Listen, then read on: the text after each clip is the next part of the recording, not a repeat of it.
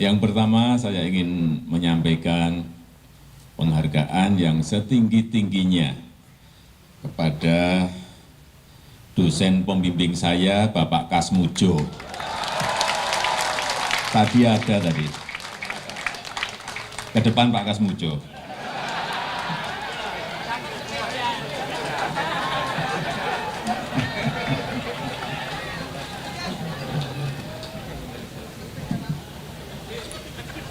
Beliau itu dulu waktu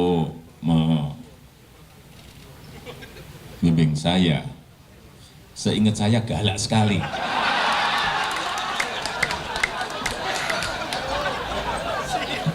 Galak sekali, saya masih ingat galak sekali.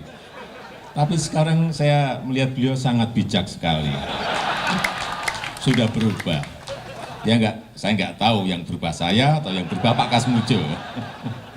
Tapi sekali lagi Pak Kasmujo, saya mengaturkan banyak terima kasih karena bimbingan Bapak di jurusan teknologi kayu, saya bisa menyelesaikan skripsi saya, meskipun saya lupa juga bolak-baliknya berapa kali. Karena begitu maju dibentak balik, begitu maju dibentak kok galak sekali. Tapi sekarang alhamdulillah saya kira atas bimbingan Pak Kasmujo, ya dulu cita-cita saya kira sama banyak rekan-rekan saya, pengennya jadi pegawai perhutani. Tapi saya juga daftar saat itu, saya daftar tapi nggak diterima. Diterimanya jadi presiden.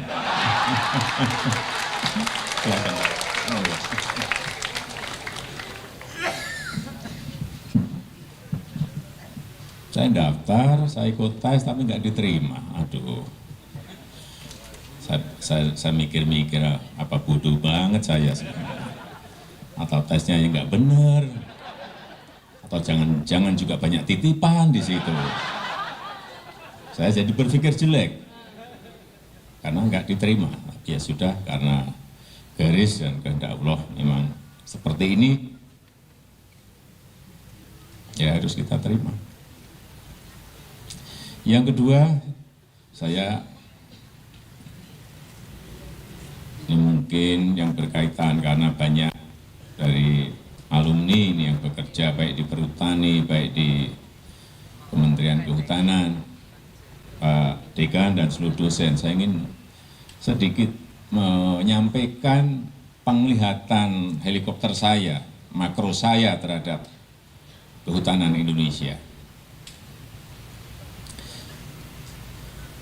Cerita sedikit, jadi saya bertemu dengan setahun yang lalu, 1,5 tahun yang lalu dengan Raja Norway. Beliau cerita kepada saya, di Norway itu sebenarnya kandungan tambangnya gede sekali.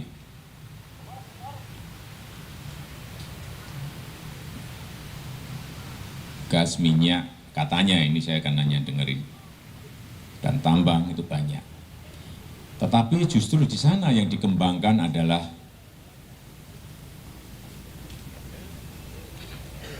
kehutanannya, hutannya. Dan hanya dari situlah mereka menjadi negara dengan income per kapita yang sangat tinggi. Saya nggak ingat berapa, tapi sangat tinggi.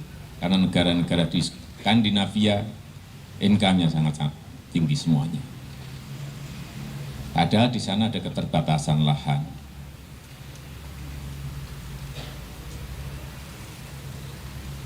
Kenapa mereka bisa menjadikan negara kaya yang hanya dari hutan saja? Saya melihat dari hulu sampai hilir itu dikerjakan secara detail. Yang kita ini tidak lakukan.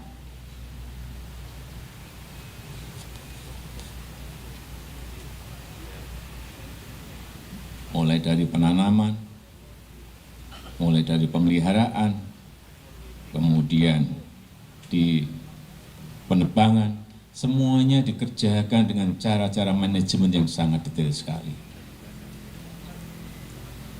di kita ini, saya ngomong apa adanya, saya nggak ingat, di Kementerian Kehutanan, anggarannya berapa triliun setiap tahun, sudah berapa puluh triliun, jadinya apa?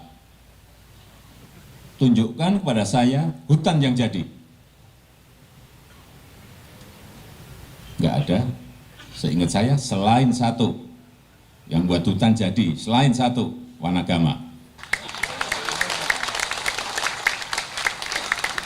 112 hektar jadi, dan betul-betul menjadi hutan penuh. Kemudian juga di Getas, saya belum ke sana, jadi saya belum bisa berkomentar. Artinya apa? Sebetulnya kita ini kan bisa membangun sebuah hutan seperti Wanagama, bisa.